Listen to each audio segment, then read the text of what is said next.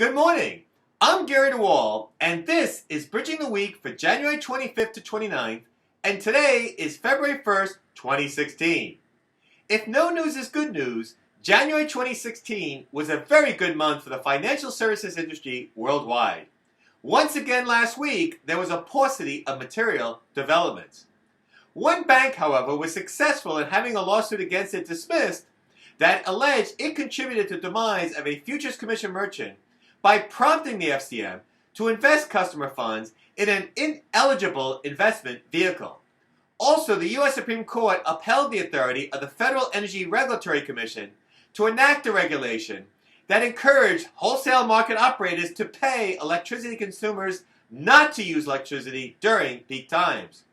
After a blizzard caused the cancellation of the Technology Advisory Committee at the Commodity Futures Trading Commission last week, I am very eager to find out how long winter will last on Groundhog Day tomorrow.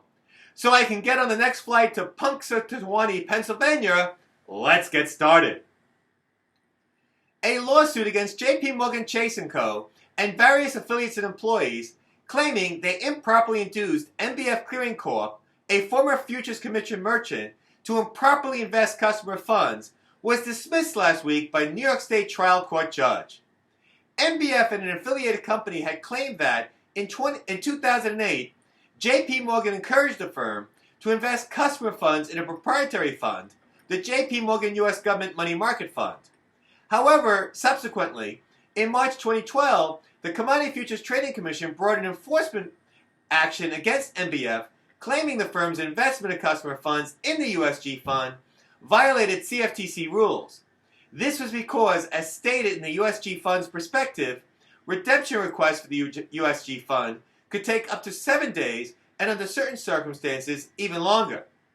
Under the applicable CFTC rule, FCMs may invest customer funds in money market funds, provided they meet certain conditions, including that the money market funds are legally obligated to redeem funds within 1 day of a request. MBF was also charged with depositing customer funds with JP Morgan without obtaining a proper acknowledgement letter from the bank or ensuring its accounts at JP Morgan were properly titled as reflecting customer funds. MBF settled its CFTC action in November 2012 by payment of a fine of $650,000 US. MBF brought this action against JP Morgan, claiming the bank wrongfully solicited MBF to invest customer funds in an unauthorized vehicle and failed after an initial period to reflect MBF's investment as being on behalf of its customers on account statements. MBF sought damages in excess of $50 million US for projected lost profits, claiming that the bank's wrongful actions led to the subsequent CFTC complaint against it and caused the firm to have to withdraw its FCM license and become solely an introducing broker.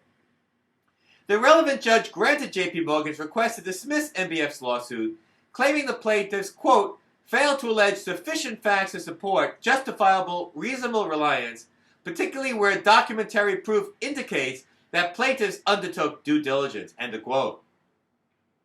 CC Trading Company, LLC, agreed never to apply for membership in the National Futures Association or act as a principal for an NFA member in order to resolve an NFA complaint filed against it last year.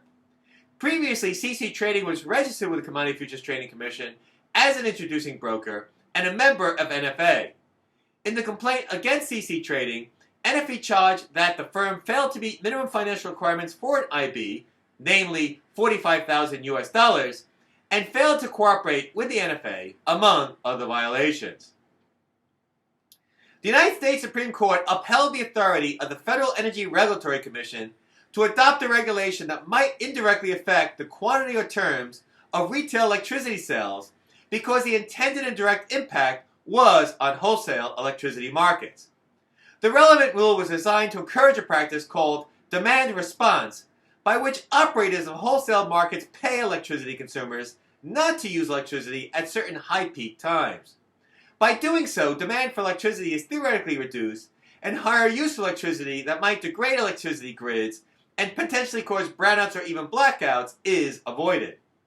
Under applicable law, FERC has the authority to regulate, quote, the sale of electricity energy at wholesale in interstate commerce, end of quote, but leaves any other sale of electricity energy to the state's exclusive oversight, including retail sales.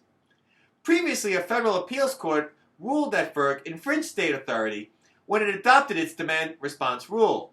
The FERC rule was challenged by the Electricity Power Supply Association, a national trade association for power suppliers. In ruling for FERC, in a 6-2 decision authored by the Honorable Elena Kagan, the court held the agency's wholesale demand response rule directly affected wholesale price. There may be impact on retail prices, said the court, but that does not render such rule impermissible. According to the court, quote, "It is a fact of economic life that the wholesale and retail markets in electricity, as in every other known product, are not hermetically sealed from each other. To the contrary, transactions that occur on the wholesale market have natural consequences at the retail level. And so too of necessity will FERC's regulation of these wholesale matters." End of quote. And finally, CME Group proposed amendment to its rule regarding pre-execution communications to add a new procedure to effectuate lawful cross-trades following such communications. The new mechanism is termed a quote-unquote committed cross, and absent objection by the Commodity Futures Trading Commission will be required for all option contracts on CME and CBOT interest rate, equity, and foreign exchange option contracts traded on Globex beginning trade date April 11, 2016. Other contracts will be subject to existing cross-trade protocols. Unlike now, no request for a quote must be issued prior to request for a C-cross transaction.